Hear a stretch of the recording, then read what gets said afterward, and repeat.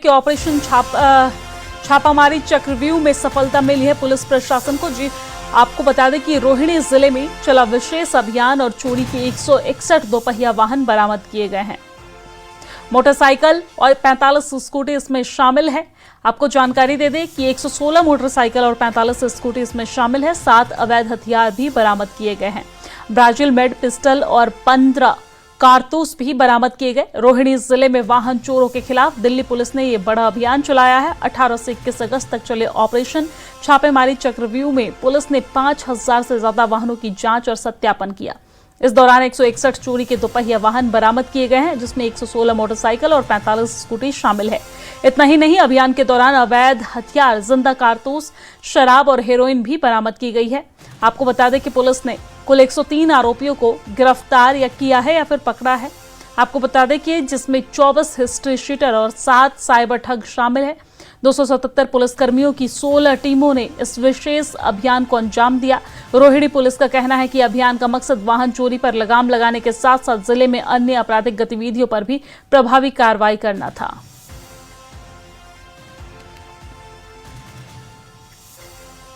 और अब बात द्वारका की करेंगे। द्वारका सेक्टर 23 में महिला की मौत का ये मामला सामने आया है, जहां पर पति समेत ससुराल पक्ष पर एफआईआर दर्ज की गई है। 21 अगस्त को घर में मिला था नाजिया का शव। शिकायत के बाद सेक्टर 23 थाने में एफआईआर दर्ज की गई। परिजनों ने निष्पक्ष जांच और सीबीआई जांच की मांग की है। दरअसल दिल्ली के द्वारका सेक्टर 23 इलाके में 30 वर्षीय नाजिया खानम की संदिग्ध परिस्थितियों में मौत के मामले में तूल पकड़ा यह मामला। और इसके बाद 21 अगस्त को पुलिस को नाजिया की मौत की सूचना मिली थी। पुलिस ने शव को डीडीयू अस्पताल की मोर्चरी में रखवाकर जांच शुरू की थी और शुरुआती जांच में परिवार ने ससुराल पक्ष पर कोई आरोप नहीं लगाया, लेकिन अगले दिन नाजिया के माता पिता ने एसडीएम के सामने शिकायत देकर पति और ससुराल वालों पर गंभीर आरोप लगाए। इसके बाद सेक्टर 23 थाने में बीएनएस की धारा 85 और 108 के तहत एफआईआर दर्ज की गई है। परिवार का आरोप है कि नाजिया को मानसिक प्रताड़ना दी जाती थी और वो करीब 3 महीने की गर्भवती भी थी। परिजनों ने मामले की निष्पक्ष जांच की गई है और वही पुलिस का कहना है कि जांच जारी है। सबूतों के आधार पर आगे की कार्रवाई भी की जाएगी। रक्षा मंत्रालय में assistant section officer Nazia Khanam की संदिग्ध हालत में मौत के मामले में दिल्ली पुलिस ने आत्महत्या के लिए उकसाने का केस जो है वो उनके पति और सास ससुर के खिलाफ दर्ज कर लिया है। लेकिन जो पीड़ित परिवार है उनकी कई मांगे हैं और वो अब तक की जो जांच हुई है उससे कहीं ना कहीं नाखुश है। आप उनके पिता हैं? पिता हैं हम। क्या कहना चाहेंगे? नाजिया खानम के हम पिता है। नाजिया खानम का जो है ये हुआ है, तो हमको मैं घर पे था बिहार में, तो वहीं खबर आया था, फोन आया था कि ऐसे ऐसे आपका बेटी का डेथ हो गया है, तो सुसाइड करिए या जो भी। तो हम उसी डेट में जो है आए यहाँ फ्लाइट से आने के बाद में यहाँ जो है कागजी कार्रवाई जो भी हुआ सेक्टर द्वारिका सेक्टर 23 में, और वहाँ से जो है सब पेपर वेपर का ये हुआ। बाद में क्या हुआ था, क्यों आत्महत्या की आपकी? आत्महत्या का मामला अब तो उनका मियाँ बीवी का था, क्योंकि हम तो यहाँ थे नहीं। अब मियाँ बीवी में ऐसे थोड़ा बहुत चिक होता था। और शादी का अभी 4 महीना ही हुआ था। 11 अप्रैल 26 में उसका शादी हुआ था। आपकी बेटी ने बताया कि कुछ उसको परेशानी हो रही है अपने पति के साथ? नहीं, थोड़ा बहुत तो होता था, तो माँ को बताती थी, क्योंकि बाप से इतना क्लोजिंग नहीं रहता है।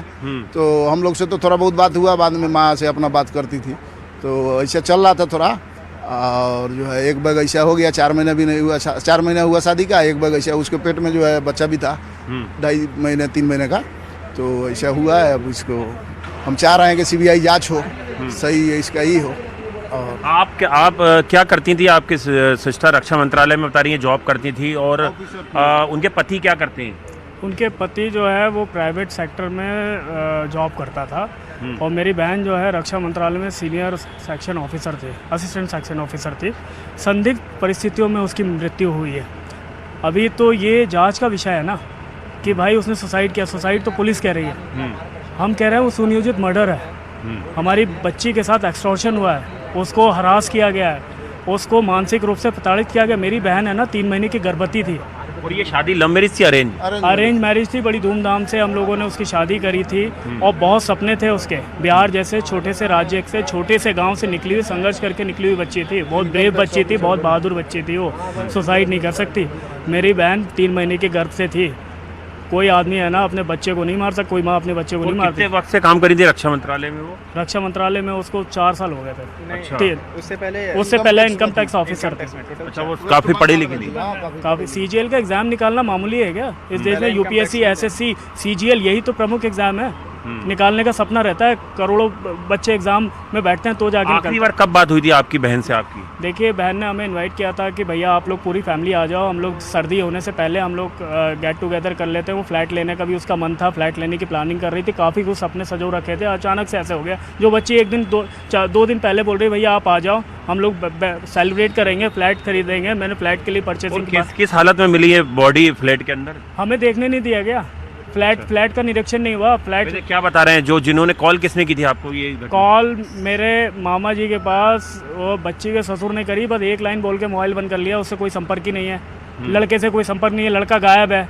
लड़का घटना स्थल तो छोड़िए, लड़का मिलने तक नहीं आया। वो लड़का लड़की अकेले रहते थे बता रहे हैं उस घर में? अकेले भी रहते थे, कई बार ये लोग आते भी थे। वो अकेले भी रहता था, पर लगातार कंटिन्यूसली उसकी जो माँ है उसको फ्रस्ट्रेट करती रहती थी, मोबाइल से बात करती रहती थी, टीस करती रहती थी उसको कुछ ना कुछ। और बीच में है ना 1-2 बार उसने बोला भी, लेकिन हमने कहा परिवार का मामला है। उसने कहा, अपनी सहेली से भी कहा, उसकी सहेली से कहा कि मैं अब इसको रात के 9 बजे तक तो मैं उसको छोड़ दूंगी, मैं उसको छोड़ दूंगी, अब बहुत हो रहा है। उसने अपनी कॉलीग से कहा जहाँ पे वो सर्विस करती थी कि मैं अब उसको छोड़ दूंगी, अब बर्दाश्त से बाहर हो रही है। और अपनी माँ से कहती है। आपको क्या लग रहा है इतनी कम वक्त में शादी हुई, ऐसी क्या चीज हुई जैसे डाउरी कि? का केस है सर, डाउरी का केस है। पैसा चाहिए था, लालची परिवार है।